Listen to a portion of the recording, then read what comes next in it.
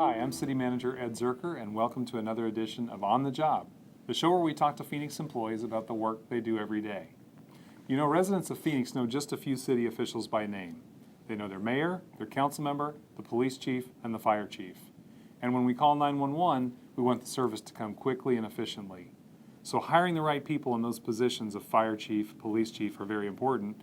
And recently, we named a new fire chief for the city of Phoenix, Kara Kalkbrenner. Kara, congratulations. Thank you, Ed. And thanks for joining me today. Pleasure to be here. So this is the culmination of a career to be named chief, but let's talk a little bit about that career. You've been 30 years with the city and talk about how you've come up through the ranks. Thank you, Ed. Yes, 30 years ago in February, I was appointed as a firefighter recruit. I started the academy, but 2 years prior to that, I started as a volunteer cadet, which went out to do schools, learn not to burn, public education, and volunteered many hours to become familiar with the fire service to make sure this is something I truly wanted to do.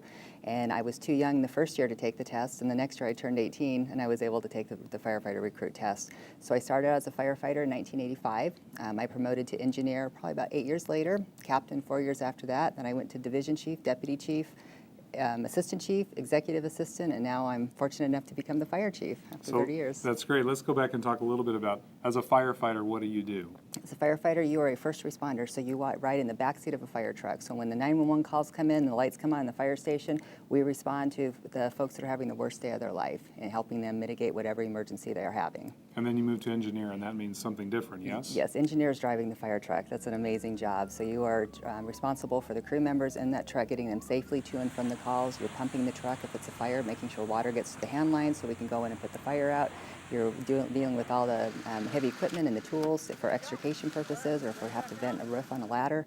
But yeah, you're responsible for driving the fire truck, which is a tremendous job. So approximately half of your career, 15 years so far, was spent on the front lines of the fire service. Correct. And then the last 15 years have been moving through management. Talk about some of the things you did in the management of the fire department before coming here. When I first got promoted, I worked in our Public Affairs Bureau, so that did PIO, community education.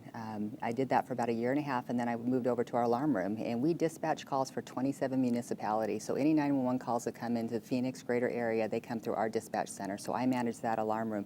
I was actually in there in 2001 during the 9/11 attack. So we see how our city came together and managed the firefighters in the streets, making sure that our community felt safe and the community had the response that they needed when they called 911. So I worked there. I went to personnel for a couple years.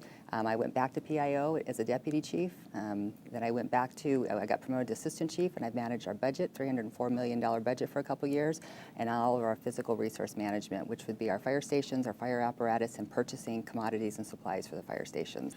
So people don't realize just how big an enterprise Phoenix Fire is. You said $300 million budget. How many fire stations, how many personnel serving the public, and what are the different jobs going on? It's not just fires. Correct. We have 57 fire stations over 520 square miles in the city of Phoenix, and we have 1,660 firefighters and another 300 support staff.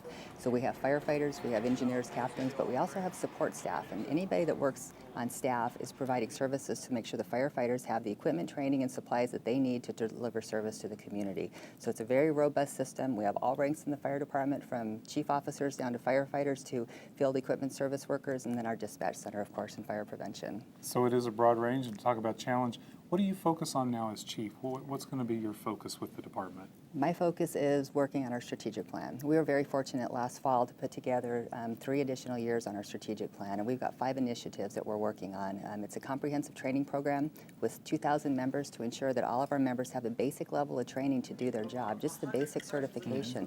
Then you need additional training. Firefighting is very dangerous. Our dispatchers bring in 200,000 calls a year to the city of Phoenix, and they need to be able to dispatch them. So getting the training is inherently important to the success of our members. Second is succession planning. We look at losing probably about 30% of our command staff over the next 3 years. So ensuring that that institutional knowledge is kept within the fire department, that we can transfer that knowledge to our membership.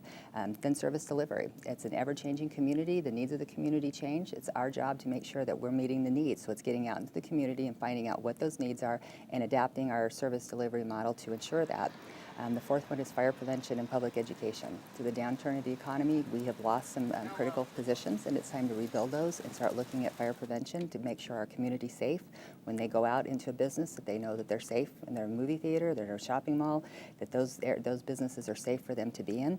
And then public education. Again, prevention's the key. As we go out and we educate the public, whether it's the elderly, whether it's children, if it's adult parents, any of those community members that need to know what type of life safety behaviors that they can enact in their personal lives to be safe within the community.